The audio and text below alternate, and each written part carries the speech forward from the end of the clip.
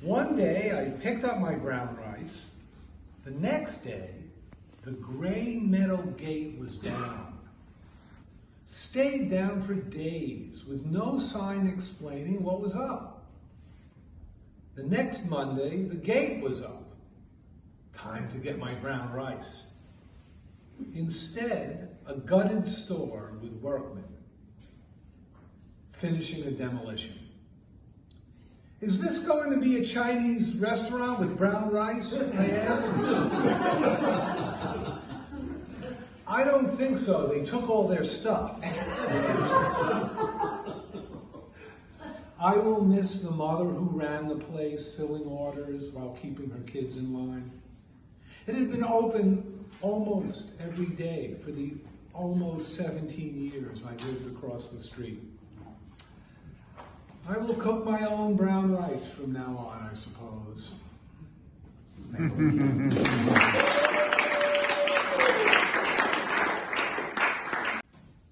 Most of the poetry I've written, and I've been writing poetry for about 7 years, as Mary said. I am a musician, so I shouldn't put it in the past tense. I did that professionally for 50 years, so I'll never catch up. Most of my poetry is what I call walking around poetry. You kind of walk around and what hits you, and then you kind of morph it into something.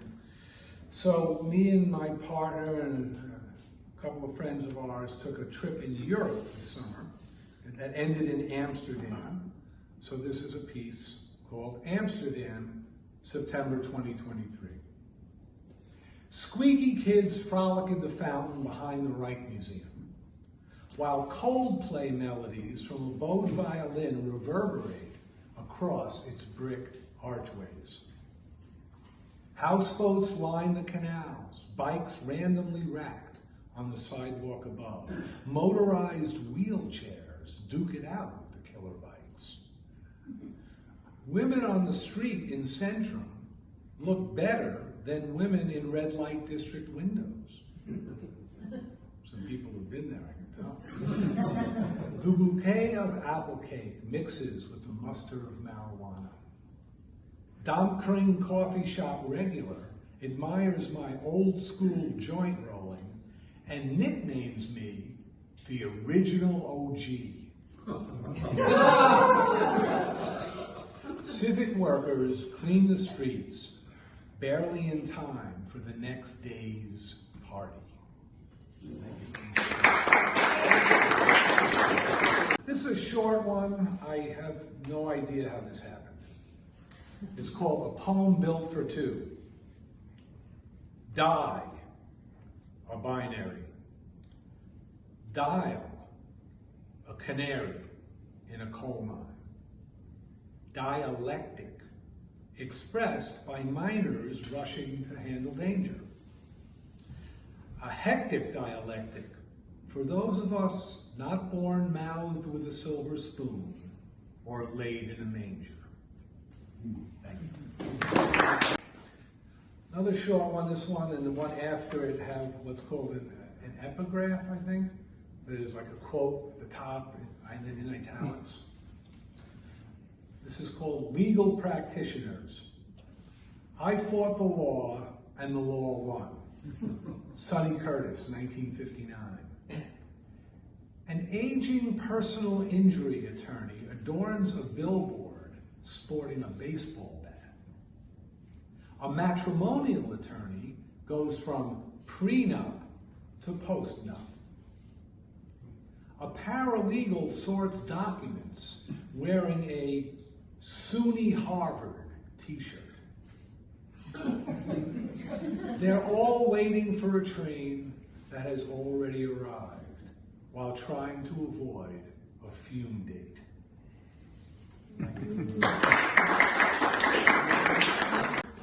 This one also has an epigraph. It's called Signs of the Times. You don't have to go off Broadway to see something plain absurd. Everybody's crying mercy. Mose Allison, 1968. On a downtown corner of Boston, where Southies meet wasp bees, The store placard reads, "Cannabis, opening minds now." Attracting the dazed and confused, pierced and tattooed. An overwhelmingly undernourished, multi-headed, maladjusted dragon books an unnecessary engagement. Killer tree huggers drop a dime in the jukebox, the participatory playlist from another era. It's low tide for lowriders while a long line of lollygaggers find fentanyl under the floorboards. The algorithms are running the asylum while magic puts the rules of the universe on pause. Is Mercury ever not in retrograde?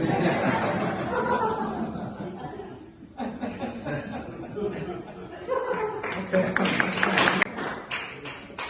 There's a certain drift going on. It's a planned sequence. I think Monique said it well. A lot of poetry is like, what the fuck does that mean?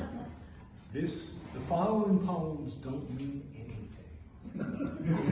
Actually, joking aside, I've developed a sort of personal genre that I call language sound poetry. Language sound poetry. So marinate on that a little while I read this meaningless stuff to you. The first one is called The Non-Linear Linguistic Violence of Constant Transduction. See what I mean? Okay. Nomadic somatic practitioner with octogenaric hips promotes gratuitous electronic bureaucracy in a post-fiction world. Radical Jewish political leader and Italian-American death doula talks smack about God. Paupered princess picks her teeth after chewing a sweet pastrami croissant. Orders of Infinity open for Kings of Leon on the You Can Quantify Anything tour. The bearer of news watches out for dropping shoes. Primal nausea transforms to hunger. You don't have to grow up, but a sofa would be nice. Life is short. Flaunt your fancy clothes.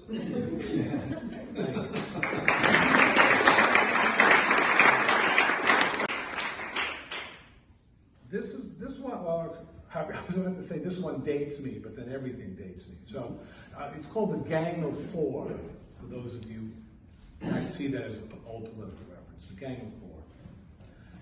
An angio-orchidist plays directly from my heart to you on a mothership artery for the obsolete. A professor's successor is fearful of giving failing grades as academe goes full-body soccer mom. A nephrologist apologist administers Paleozoic palliative care to pancreatic cactus in a bedpan deadpan. Got through that verse. All right. An obstructionist abstractionist mines weapons-grade geraniums with unnecessary levity in the age of extremities. They're all going out in a flicker of glory. It's their baby, our bathwater.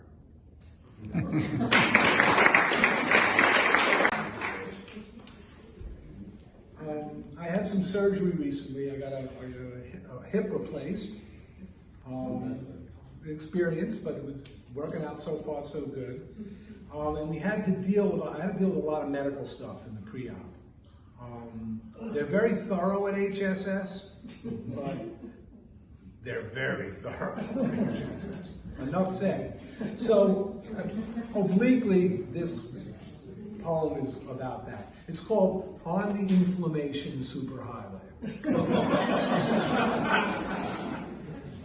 Old man with pointed gray beard shuffles across West End Avenue carrying a small box of Krispy Kremes. Aging sustainability professor smells the sweet bouquet of the Mango Convention in Miami.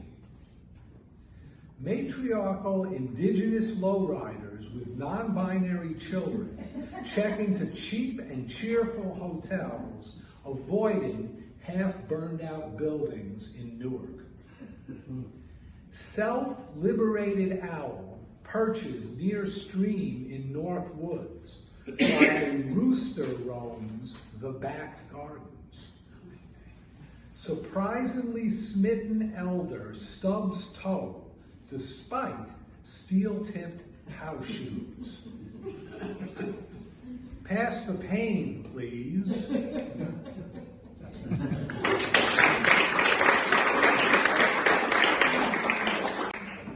for the last 17 years, I've had the pleasure of both living across the street from that now closed Chinese restaurant and in a corner apartment right on Central Park. So this is a little bit of a derivative of what one might see looking out my window. It's called Beware of the Scenery. Three-wheel pimpmobile blasts hot Chaka Khan track as Muslim women on scooters enter the park. Members of an eclectic electric cult stuck on the cutting edge make cross-lingual puns. Congenital worrier with social distance anxiety suffers through a convenient illusion. Approval goblins, as stupid as salt, marinate in this acidic culture. Party animal hack, shuckin' and jivin' in a supermarket squanders the free Wi-Fi. Uber drivers are philosophers that couldn't get a gig due to broken supply chains. Fuzzy with a nose job has a Sun Ra moment liberating his stick from the mud, while Wuzzy gets in touch with his inner adult, dashing hope with a sea breeze. Lonesome coquito salesman munches lunch in his car during a steakhouse stakeout. I've heard that one too. Oh, another one. Etruscan crustaceans with green compound eyes consume gray goose and wasps in winter. And we wonder why we make molehills out of windmills?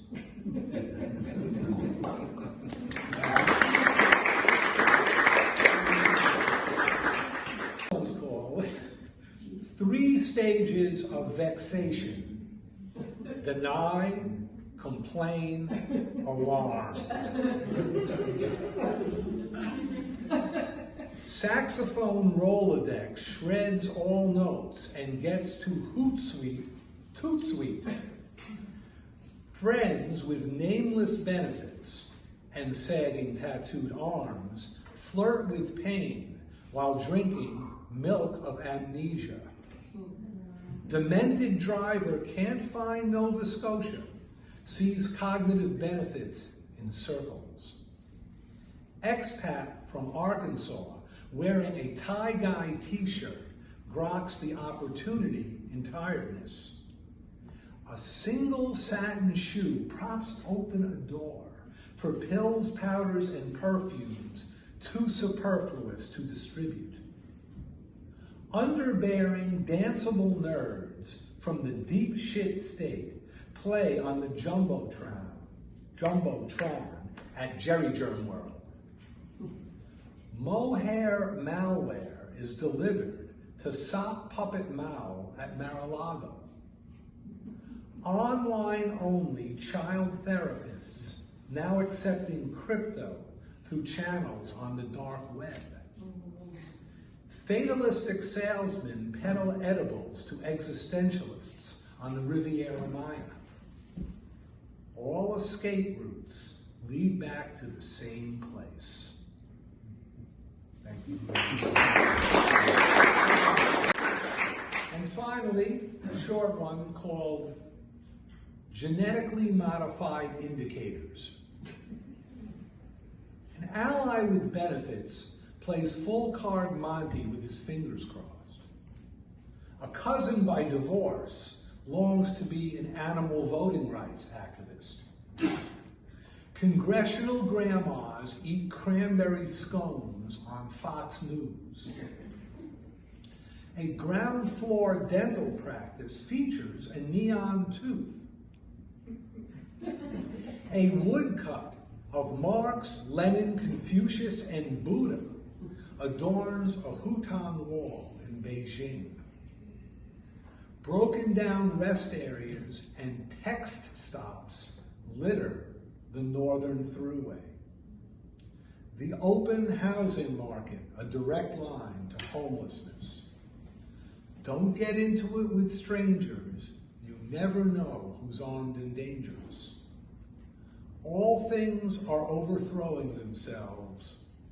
All intelligence is artificial. Thank you.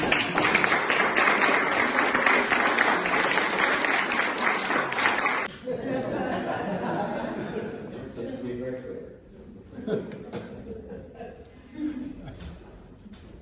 Yeah. You said you played music professionally for 50 years. Yeah. Can you give us a little brief summary of what that entailed? I mean, Okay, I will attempt to do that. I learned how to play lead guitar in 1967 at a summer camp, but it wasn't the one we talked about earlier. And then it was like the first lead guitarist in the neighborhood. We formed a band. This is Astoria, Long Island City, near Queensview, for those of you who might know that geography. Named Charlie Quasar, which was a jam band before there was the genre. Right, we were Queens' Grateful Dead, I guess.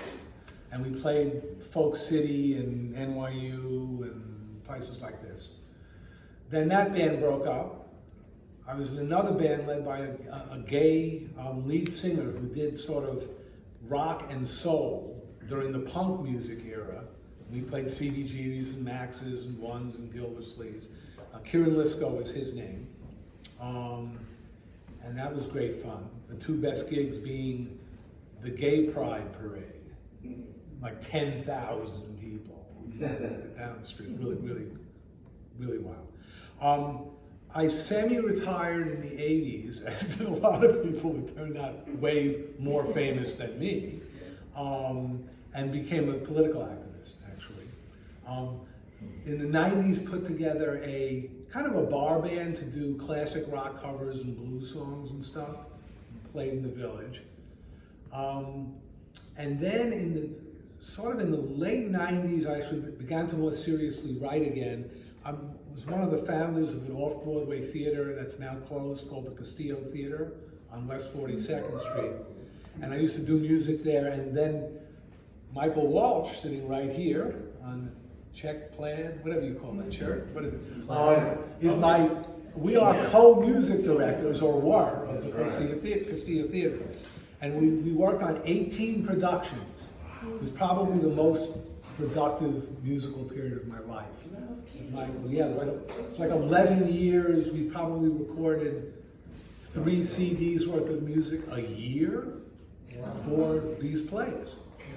Right? And then I also made my own CDs. I love the democratization of music. I grew up in the label system. It wasn't particularly kind to me, nor the people who got signed, frankly. And now that studios are cheaper, and like Mike has a beautiful studio in his home that's really classy. It's called the Smooth Spot. Anyone can make music and record it. So I started doing CDs of original material, and then also I like to sing cover songs, like rock songs and Bob Dylan songs and stuff like that. When I first played guitar, before I learned how to play lead guitar, I had about a 50-song set list, all of which were written by Bob Dylan. So now I've gone full circle to answer that question. But that's my music career in a nutshell. Woohoo! I should write that. I just Leo. want to say you were hip before the hip surgery, and you're even more. Thank you. The Rolling Stones had a song called Out of Time. Yeah, yeah. People look, yes, so that's that kind of part. Yeah. Oh, you had your hand. Dave, I know you well. It's just so fun to hear your sense of humor in all that you write. It's you. Thank you. Could you speak to that incredible bullet point style that you developed? Language, sound. Language, sound, poetry. Yeah.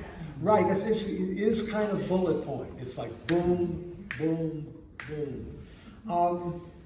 You know what? I just thought about this the other day. I think the roots of there's two roots. I was childhood friends with a semi-famous poet named David Lerner, who in the 1980s in San Francisco was a leading light among the new beats, so they were called the Barbarians, because they had regular readings at Cafe Barbar in the Mission. And he writes like poetry like that. And he was writing poetry like that when we were kids. I lost touch with him, and then eventually we bought his books, and it was almost like I knew what the next line was going to be, because the style was so strong. And the other strong influence, I think, is the Firesign Theater. And there's some Firesign Theater fans, and I was among the fans who knew parts of the record by memory, and actually went to see them live in the 90s. I think it was the 25th anniversary show of Don't Crush That Dwarf, Hand Me the Pliers, or something like that. And it was so wild, because I'm used to go, like big rock stars, people sing along with their songs. This is a comedy group, and people are reciting along with them. I was one of them. This is mental illness.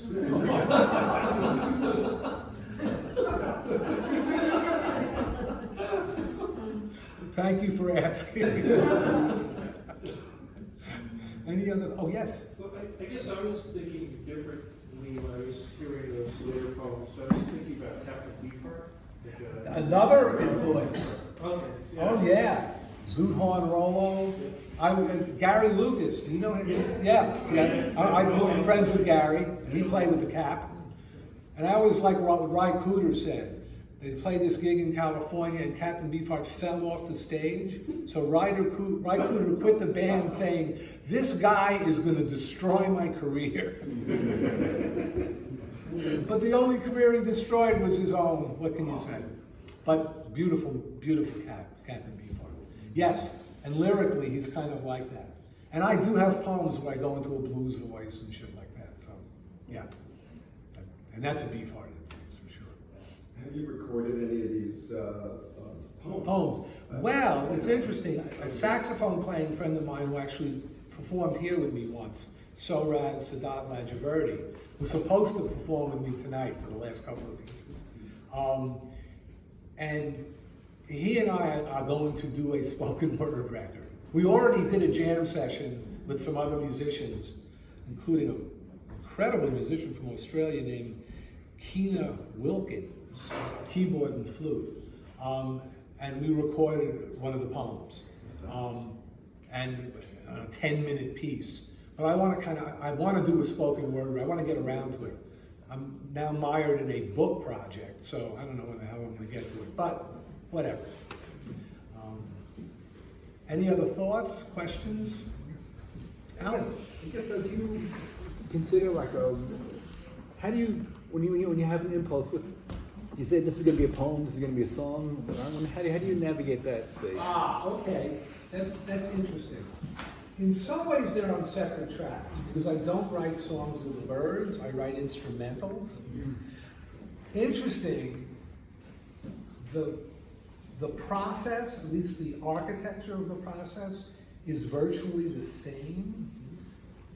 So I would collect melodies or certain chords that I liked that went together, and then when I had enough of them, I put them all into a song.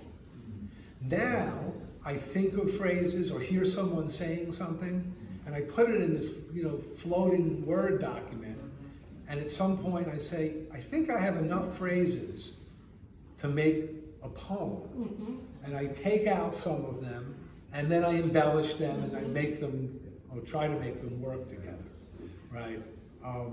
And so I feel very comfortable, right? Because internally, it feels the same to me.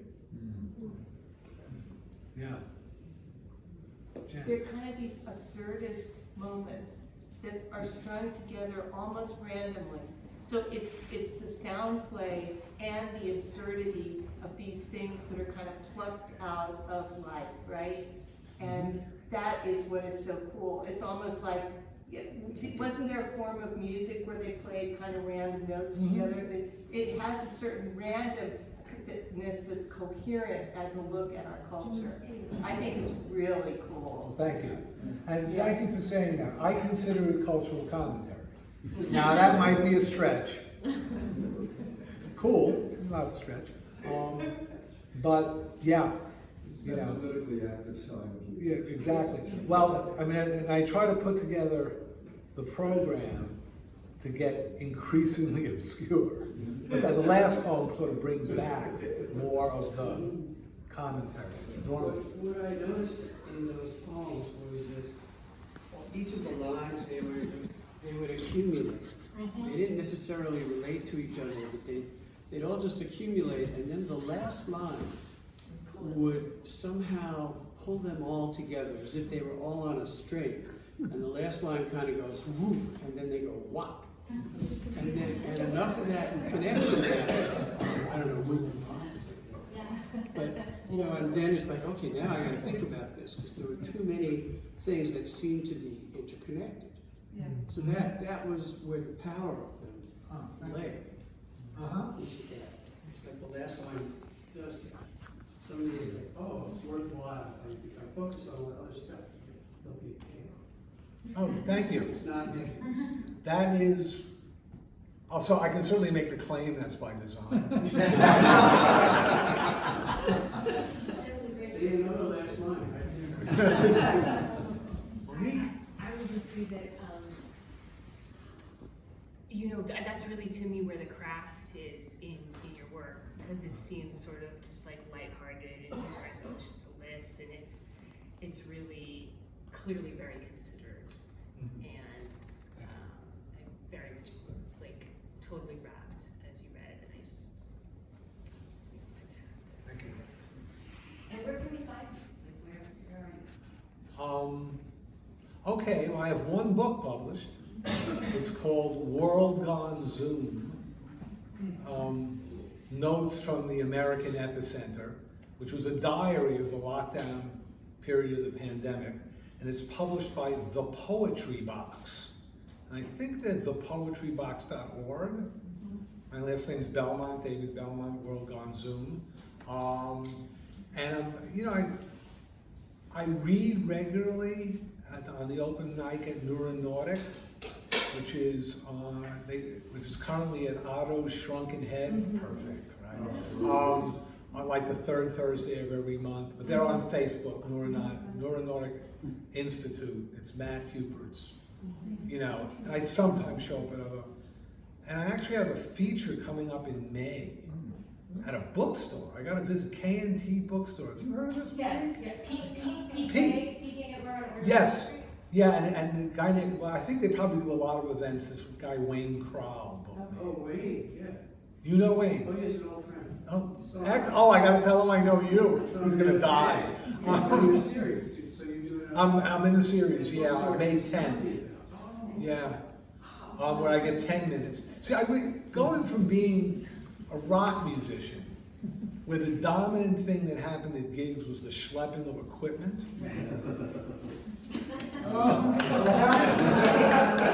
Need I say more? You know what I'm saying? And in case you haven't noticed, he has an amazing pedicure.